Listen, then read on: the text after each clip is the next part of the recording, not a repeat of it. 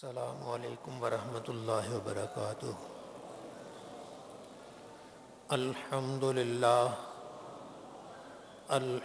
للہ رب العالمین، والصلاة والسلام علی امام الانبیاء والمرسلین، قائد الغر المحجلین، سیدنا و مولانا محمد المبعوث رحمة للعالمین، وعلى آلہ واصحابہ اجمعین۔ اما بعد فاعوذ باللہ من الشیطان الرجیم، بسم اللہ الرحمن الرحیم۔ من عمل صالحا من ذکر او انثی وهو مؤمن فلنحیینہ حیاة طیبہ۔ صدق اللہ مولانا العظیم۔ اللہ وحدہ لا شریک، ساری کائنات کا خالق و مالک ارشاد فرماتا ہے، من عمل صالحا من ذکر او انثی، جس نے بھی نیک عمل کیا، وہ مرد ہو یا عورت، وہو مؤمن، شرط یہ ہے کہ وہ مومن ہو، اللہ پر ایمان لاتا ہو، اللہ کے محبوب پر ایمان لاتا ہو، نبیوں پر ایمان ہو، یوم آخرت پر ایمان ہو، اللہ کی کتاب قرآن پر ایمان ہو، یہ تمام ایمان اس کے اندر موجود ہوں، تو فَلَنُحْيِيَنَّهُ حَيَاةً طَيِّبَةً، ہم اسے پاکیزہ زندگی عطا کرتے ہیں۔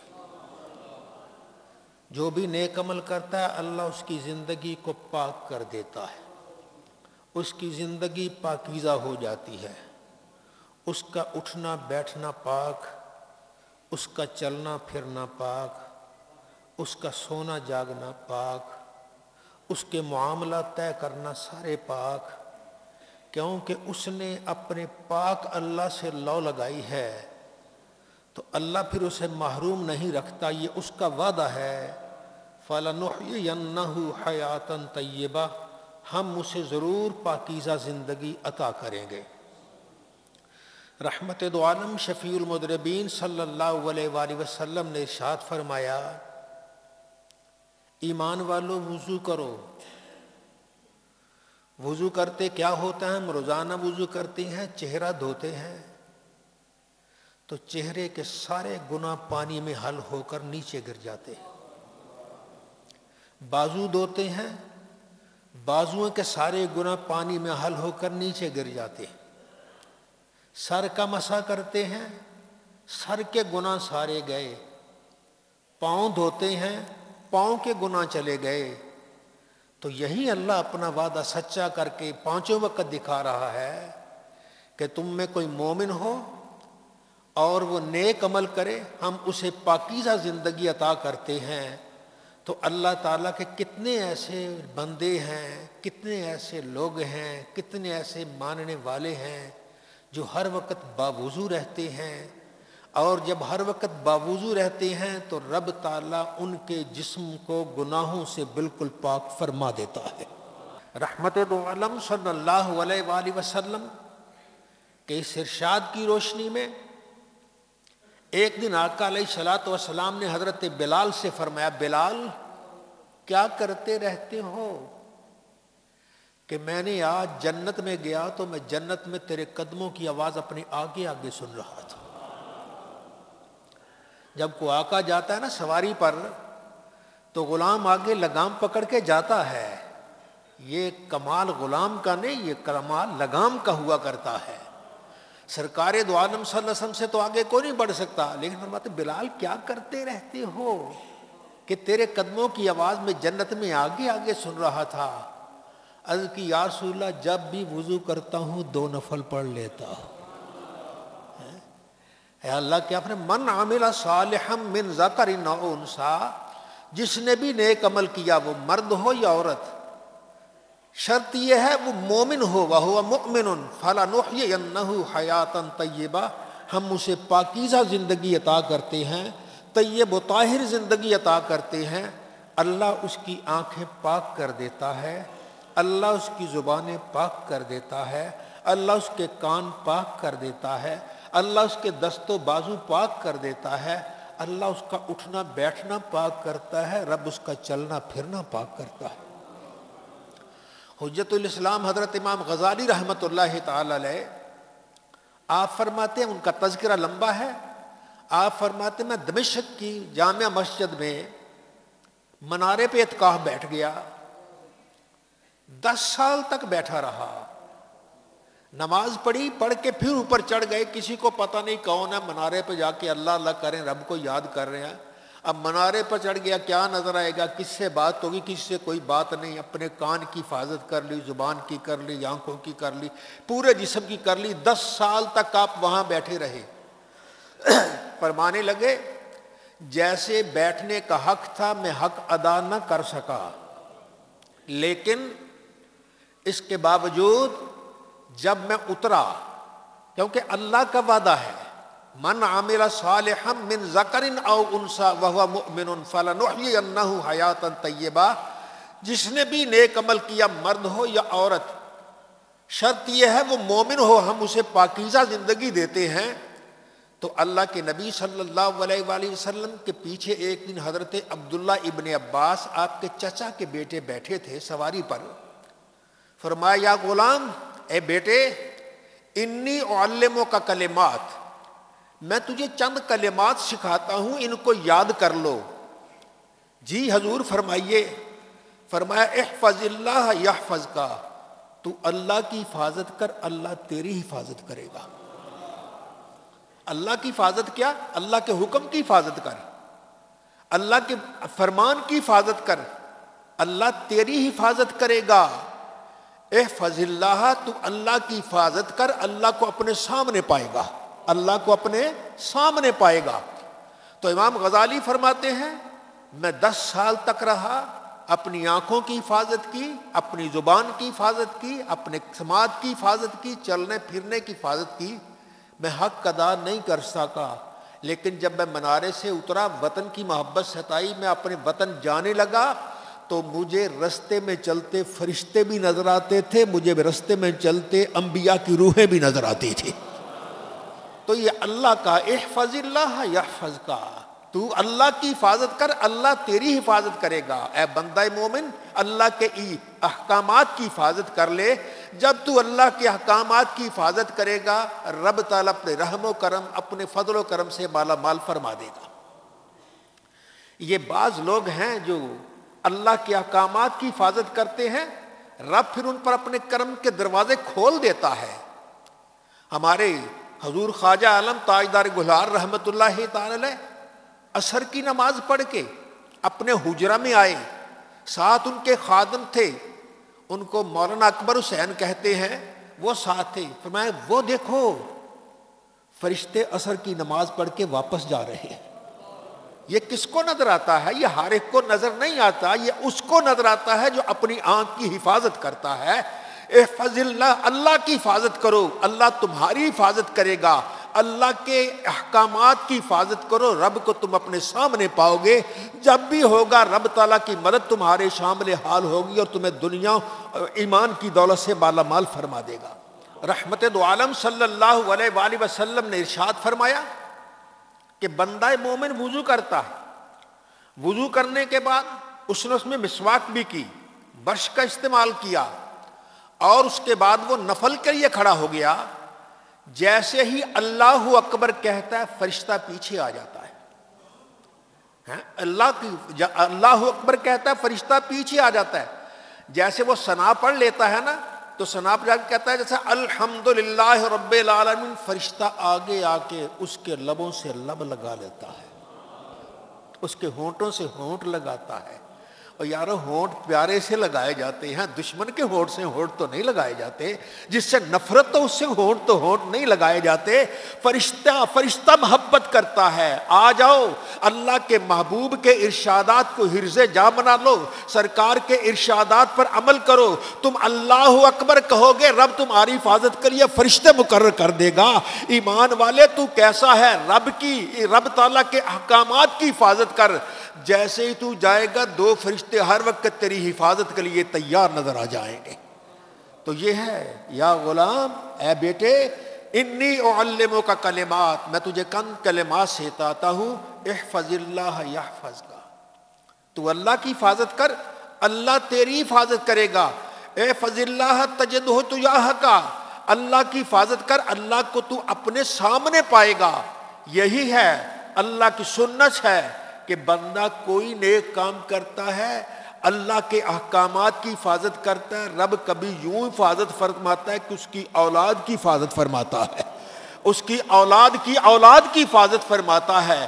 یہ کیوں ہوتا ہے کہ بڑے نے اللہ کی حفاظت کی، اللہ کے احکامات مانے، رب نے اس کی اولاد فرما بردار کر دی، رب نے اس کی اولاد نیک کر دیا، یہ اس کو صلہ مل رہا ہے. اور قیامت کا دن بھی عجب منظر ہوگا، ایمان والا جب جنت میں جا رہا ہوگا، اس کی اولاد اس کی آگے آگے دوڑتی ہوئی جا رہی ہوگی. وہ کیسا منظر ہوتا ہے جب انسان کی اولاد اس کے سامنے دوڑتی جا رہی ہو، کیا خوش نہیں ہوتا؟ اولاد تو جگر کا ٹکڑا ہے، خوش ہوتا ہے. تو آقا علیہ الصلوۃ والسلام نے ارشاد فرمایا، رحمت دو عالم صلی اللہ علیہ وسلم نے، کہ یہ اللہ تعالیٰ اس کی حفاظت فرماتا ہے، اس کی اولاد کی حفاظت فرماتا ہے. حضرت موسیٰ اور حضرت خضر علیہ السلام کا تذکرہ آپ نے سنا، کئی مرتبہ سنا ہوگا، تفسیر قرآن پاک میں پڑھا ہوگا. اس میں موسیٰ حضرت خضر علیہ السلام ایک گاؤں جاتے ہیں، ان سے کہتے ہیں ہمیں یہاں رات رہنا ہے، کوئی مہمان نوازی کیجیے. گاؤں والے بڑے بے رخ تھے، ان کا جاؤ جاؤ نکل جاؤ، بڑی بھلی مان صورت بنا کے آ گئے ہو، ایسے ہم نے ہزاروں نے کیا پتہ یہ اللہ کے نبی ہے. بس وہ انہوں نے کوئی بے رخی کی. جب باہر نکل لگے تو ایک دیوار گرنے لگی تھی. حضرت خضر علیہ السلام نے اس دیوار کو ہاتھ لگایا، سیدھی کر دی. تو موسیٰ علیہ السلام فرمانے لگے، بھائی انہوں نے بے رخی کی، تم نے دیوار سیدھی کر دی، دیوار کے پیسے لے لیتے، کھانا ہی لے لیتے، کچھ کر لیتے. آپ نے فرمایا بعد میں، وہ ساری تفصیل کے بعد آپ فرماتے ہیں، وہ دیوار یتیموں کی تھی، اس کے نیچے ان کا خزانہ تھا، پیسے تھے، ان کے ابا نے رکھے تھے. دیوار گرنے لگی تھی. وَكَانَ أَبُوهُمَا صَالِحًا، ان دونوں کا باپ نیک تھا. جن کا باپ نیک ہے، رب ان کی دولت کی بھی حفاظت کرتا ہے. ایمان والے، جس کا باپ نیک ہوگا، رب اس کے ایمان کی حفاظت کیوں نہیں کرے گا؟ رحمت دو عالم صلی اللہ علیہ وآلہ وسلم نے ارشاد فرمایا، احفظ اللہ، تو اللہ کی حفاظت کر، اللہ تیری حفاظت کرے گا. احفظ اللہ تجدہ تجاہک، تو اللہ کی حفاظت کر، اللہ کو تو اپنے سامنے پائے گا، رب کی مہربانی سامنے پائے گا، رب کا کرم سامنے پائے گا، رب کی رحمت سامنے پائے گا. قیامت کا وہ بھرے مجمع میں حدیث پاک میں نے آپ کو کئی مرتبہ سنائی کہ اللہ فرمائے گا، میرے بندے مجھے پیاس لگی تھی، تو نے مجھے پانی کیوں نہیں پلایا؟ یا اللہ تجھے پیاس؟ تو ارحم الراحمین، تجھے کیا پیاس لگے گی؟ میری بات سمجھ نہیں آ رہی. رب فرمائے گا، میرا فلاں بندہ اسے پیاس لگی تھی، اگر تو اس کو پانی پلاتا تو آج اس کا اجر میرے پاس پاتا. مجھے بھوک لگی تھی، تو نے کھانا نہیں کھلایا. یا اللہ تو کیسی باتیں کرتا، تجھے کیا بھوک لگے گی؟ بھوک تو مخلوق کو لگتی ہے. فرمایا میرا فلاں بندہ بھوکا تھا، اگر تو اس کو کھانا کھلاتا تو اس کا اجر اپنے پاس پاتا. پھر اب فرمائے گا، میں بیمار تھا، تو میری تیمارداری کے لیے کیوں نہیں آیا؟ یا اللہ یہ کیسی باتیں کر رہا ہے؟ تو کہاں بیمار ہو سکتا ہے؟ تو ارحم الراحمین، تو رب العالمین ہے. اللہ فرمائے گا، میرا فلاں بندہ بیمار تھا. اب لفظ بدل گئی یہاں حدیث پاک کی، میرا فلاں بندہ بیمار تھا، اگر تو اس کی تیمارداری کے لیے جاتا، پہلے تھا میں تو پانی پلاتا تو اس کا آج اجر یہاں پاتا، تو کھانا کھلاتا اس کا آج اجر یہاں پاتا. لیکن فرمایا اگر تو میرے بیمار کی، اس تیمار کی، اس اللہ والے کی عیادت کرتا تو مجھے بھی وہی پاتا، مجھے بھی وہی پاتا. گویا اللہ والا اکیلا نہیں ہوتا، رب کی معیت میں ہوتا ہے، رب اس کے پاس ہوا کرتا ہے. آؤ اللہ والے نہیں بن سکتے، ان کی نقل ہی اتار لو، ان کے طریقے پہ ہی چلنا شروع کر دو. ہو سکتا ہے کبھی ہمارا بھی نشانے پہ لگ جائے، اللہ تعالیٰ کی مہربانی ہو جائے. فرمایا وَإِذَا اسْتَعَنْتَ فَاسْتَعِنْ بِاللَّهِ، بیٹا ایک اور بات یاد رکھ، جب مدد مانگو اللہ سے مانگو، مدد مانگو اللہ سے مانگو، اللہ کی بارگاہ میں جھولی پھیلاؤ، رب دیتا ہے، کرم کرتا ہے، اور جھولی پھیلا کے تو دیکھو اللہ عالم الغیب سے تمہارے لیے اسباب پیدا فرما دے گا۔ فرمایا ایک بات جان لے، اگر ساری دنیا اکٹھی ہو جائے تجھے نفع دینے کے لیے اور اللہ کے ہاں فیصلہ ہو کہ تجھے نفع نہیں ملنا تو کبھی نفع نہیں مل سکتا، تجھے فائدہ نہیں ہو سکتا۔ ایک بات سنے، ساری دنیا کہے اس کو فائدہ پہنچانا ہے، تجھے فائدہ نہیں ہو سکتا۔ اگر ساری دنیا کہے تجھے نقصان پہنچانا ہے، رب کا فیصلہ ہو تجھے فائدہ پہنچانا ہے، وہ تجھے دنیا نقصان نہیں پہنچا سکتی۔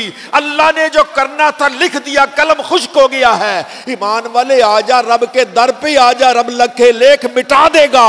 یمحو اللہ ما یشاء ویثبت وعندہ ام الکتاب، اللہ جو چاہتا لکھتا ہے، جو چاہتا ہے مٹاتا ہے، لوح محفوظ اسی کے پاس ہے، اس کے در پہ آ تو صحیح، انشاءاللہ تو قدم بعد میں رکھے گا، رب تعالیٰ قبول تیرے قدم کو پہلے فرما دے گا۔